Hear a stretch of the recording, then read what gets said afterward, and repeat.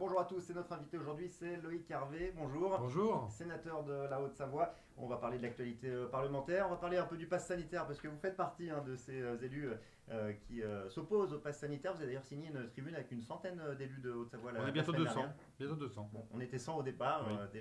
déjà 200, pour dire non au pass sanitaire. Vous n'êtes pas anti-vaccin, vous êtes contre le pass sanitaire. Moi, je suis vacciné depuis le mois de juin. Je n'ai pas de problème avec le vaccin. Je suis très attaché à la liberté vaccinale. C'est un acte médical. Je crois beaucoup à la responsabilité individuelle qui est le corollaire de la liberté individuelle. Mais pour ce qui est du pass sanitaire, c'est finalement pas le pass sanitaire en soi qui m'inquiète. C'est l'accoutumance qu'on peut avoir dans notre vie quotidienne de devoir justifier notre état de santé à des personnes ou pour rentrer dans des lieux qui sont des lieux courants. Et ça, ce phénomène-là, cette accoutumance au contrôle social, vous savez que je siège à la CNIL depuis 7 ans, c'est quelque chose qui me préoccupe énormément. On fait quoi du coup si on ne fait pas le pass sanitaire pour inciter à se faire vacciner? Eh bien, on essaie de suivre le modèle espagnol, qui est un modèle intéressant. Les Espagnols sont plus vaccinés que les Français. Il n'y a pas de passe sanitaire. Simplement, dans ce pays, c'est un pays dans lequel on travaille la confiance, on travaille la responsabilisation individuelle des personnes, et on va chercher les personnes qui sont les plus récalcitrantes. On ne les force pas, mais on leur explique pourquoi la vaccination est importante. Aujourd'hui, il y a encore en France des personnes à forte comorbidité qui ne sont pas vaccinées. C'est là-dessus qu'il faudrait porter l'effort et non pas sur la population générale. Et les enfants à qui on impose le masque à l'école, à qui on impose bientôt la vaccination obligatoire, une forme de vaccination obligatoire avec le pass. Et ça, je pense qu'il y a une question d'objectif de santé publique qui n'est pas au bon endroit. Vous siégez aussi à la CNIL, donc la commission Information Liberté. Quels sont les travaux en parallèle? On en parle assez peu finalement dans cette situation. Est-ce qu'on travaille sur le sujet précisément? Bien sûr, alors la CNIL est régulièrement consultée par le gouvernement et par le Parlement sur notamment ce dernier projet de loi. Donc elle rend soit des avis, soit elle rend des prises de position. La présidente de la CNIL est amenée à répondre aux invitations du Parlement. C'est une institution qui fait part de sa préoccupation, exactement sur ce que je vous disais, sur la question de l'accoutumance, sur le fait que finalement ce dispositif dure dans le temps. Le pass sanitaire, c'était quelque chose qui devait durer le temps d'un été, qui devait au départ, au mois d'avril, n'être limité qu'aux grands événements sportifs et culturels. Et on voit progressivement ce pass s'installer dans nos vies, s'installer dans le quotidien des Français. Et la CNIL a eu l'occasion et aura l'occasion de rappeler cette préoccupation dans le débat parlementaire. On est cette semaine avec le texte qui vient devant le Sénat, mercredi en commission et jeudi en séance publique. Bon, il n'y a pas que la situation sanitaire dans l'actualité, et heureusement. Les pompiers aussi, sujet important. D'ailleurs, il y a un vote demain. C'était un vote demain de la proposition de loi Matras, qui est un texte qui a fait l'objet d'un accord entre députés et sénateurs. C'est important de le dire. C'est bien quand ça se finit comme ça. Et donc, on a travaillé autour notamment de cette question des plateformes communes, du numéro unique, le 112. Et vous savez qu'en Haute-Savoie, on a une plateforme unique depuis 1996 qui marche très bien. Et on a essayé d'en faire un modèle pour que dans le pays, on puisse avoir le moins de pertes de chance possible quand un accident survient, quand il y a nécessité que les secours arrivent, et bien que la personne qu'elle appelle le 15 ou qu'elle appelle le 18, son appel puisse être traité. Il y a aussi plein d'autres sujets qui touchent à la retraite, qui touchent aussi au statut des volontaires. Vous savez qu'en France, notre modèle de sécurité civile, il est fondé sur des pompiers volontaires. Donc il faut qu'on défende ça, notamment au niveau européen, puisque ce modèle est remis en cause par des décisions de justice européenne. Donc voilà, un certain nombre de sujets que cette loi Matras aborde, qui sont intéressants. Donc demain, on pourra, j'imagine, avoir un beau vote au Sénat qui permettra ensuite un beau vote à l'Assemblée nationale et d'avoir une loi qui sera promulguée avant la fin novembre. Oui, ça veut dire une entrée en vigueur assez rapide et une Oui, mise bien en sûr. place assez rapide Bien sûr. derrière. Il devrait y avoir assez peu d'opposition sans s'avancer normalement. On a trouvé un accord, même si sur la question des plateformes communes SAMU SDIS, le beau consensus qui existe en Haute-Savoie, il est loin d'exister dans d'autres départements, d'où l'intérêt d'une expérimentation de 2 ans qui va permettre de démontrer que tout ça fonctionne. Loïc Hervé, sénateur de Haute-Savoie, est notre invité ce matin. On va continuer sur Facebook. Si vous nous regardez en Facebook Live, on poursuit les discussions. On va parler un petit peu de l'actualité. Et puis si vous restez à l'antenne, c'est Oshi tout de suite pour la musique. Bonne journée, 10h34 sur DS Radio.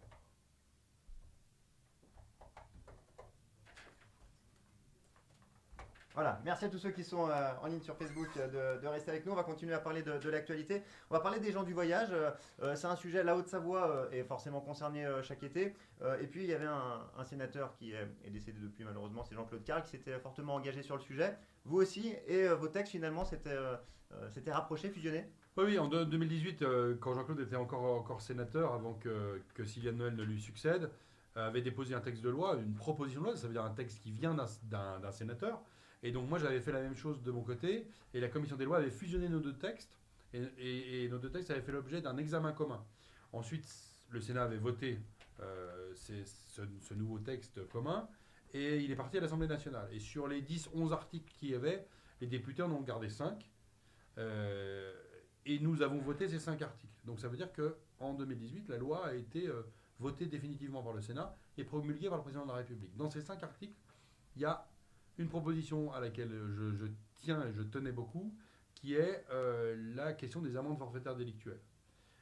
Alors ça existe déjà pour la consommation de stupéfiants, ou la détention de stupéfiants, notamment le cannabis.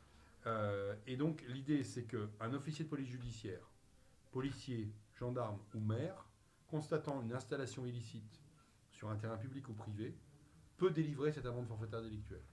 Et cette amende forfaitaire délictuelle, elle va venir grever l'immatriculation d'un véhicule. Et donc ça, cette loi qui a été votée fin 2018, elle a mis 2019, 2020, 2021, elle a mis 3 ans. Ce sont des sujets qui avancent à assez rentrer lentement en vigueur. pour faire bouger les choses. Pour qu'elle soit mise dans les terminaux mobiles des officiers de police judiciaire. Et ça, c'était vraiment un objectif. Et le président de la République, après le ministre de l'Intérieur, ont tous les deux indiqué que cette loi rentrerait en vigueur au mois d'octobre dans un certain nombre de groupements de gendarmerie et dès le 1er janvier partout en France. Donc ça, ce serait intéressant de voir maintenant comment ça se passe. Je pense que ça n'est pas la solution qui va tout régler, mais en tout cas, ça permet de donner un cadre juridique, une coercition plus forte pour que la Haute-Savoie, qui pourtant, quand on regarde objectivement, les élus ont fait un travail énorme. Ils ont construit des aires d'accueil, dits de petits passages, des aires de grands passages. Ils ont dans un certain nombre de territoires, accueilli de la sédentarisation, ça veut dire des familles de gens du voyage qui habitent de manière fixe, plus fixe que nomade.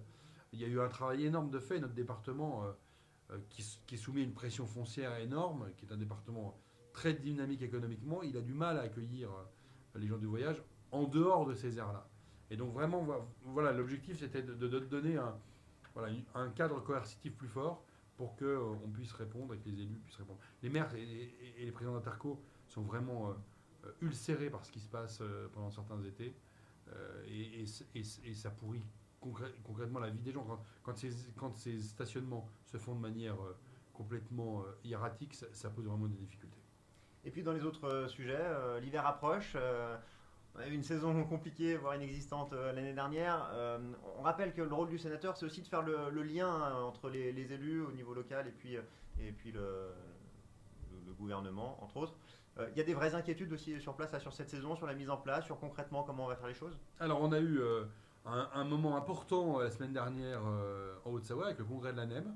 L'ANEM, c'est l'Association nationale des élus de la montagne, donc les maires de la France entière qui sont élus de territoire de montagne. 3 ministres, et donc, qui étaient trois ministres au Grand-Beau pour discuter, échanger avec les acteurs économiques, les élus, les parlementaires, les représentants de l'État. Et donc, on se dirige vers une saison qui, de toute façon, devrait être une saison quasi normale. On ne peut pas refermer les remontées mécaniques et refermer la montagne comme on l'a fait l'année dernière. D'ailleurs, il y a eu un sujet. Est-ce qu'on a bien fait de le faire l'année dernière? On pourrait en débattre. Moi, je pense que non. Je pense que la Suisse, par exemple, ou l'Autriche ont laissé ouvert avec des protocoles sanitaires et ça s'est bien passé. Et donc, la saison doit avoir lieu le plus normalement possible. Et ce qu'on va essayer d'éviter, c'est d'avoir l'exigence du pass sanitaire dans les remontées mécaniques. Alors, vous connaissez les positions, on en a parlé il y a quelques minutes, mais le pass sanitaire, il risque d'être exigé dans les trains et les avions, dans les restaurants, dans les hôtels, dans les boîtes de nuit. Faut juste qu'on évite de le demander dans les télésièges et tire-fesses. Et c'est ce que disent certains d'ailleurs, c'est que la plupart des gens qui vont arriver auront déjà dû le présenter, donc de fait, ils l'auront. Il faudra. Est-ce que il faudra qu'on remontre à nouveau le pass, enfin, montre à nouveau le pass sanitaire quand on va prendre une remontée mécanique, ou est-ce que c'est au moment de l'achat du forfait? Ça pose des vraies difficultés concrètes. Et puis, le ski, c'est un peu la liberté, la montagne, c'est un peu la liberté. Donc, si on peut avoir encore un petit espace dans lequel on peut échapper à ça, je pense que ce serait bien. Bon, la question en tout cas est pas tranchée, on verra ce que ça donne, on devrait en savoir plus quand même assez rapidement puisque tout le monde a besoin de s'organiser en station. Merci beaucoup d'être venu nous voir Je ce vous en matin. prie, Merci. bonne semaine. Et bonne semaine à tous, on se retrouve lundi prochain pour un nouvel invité.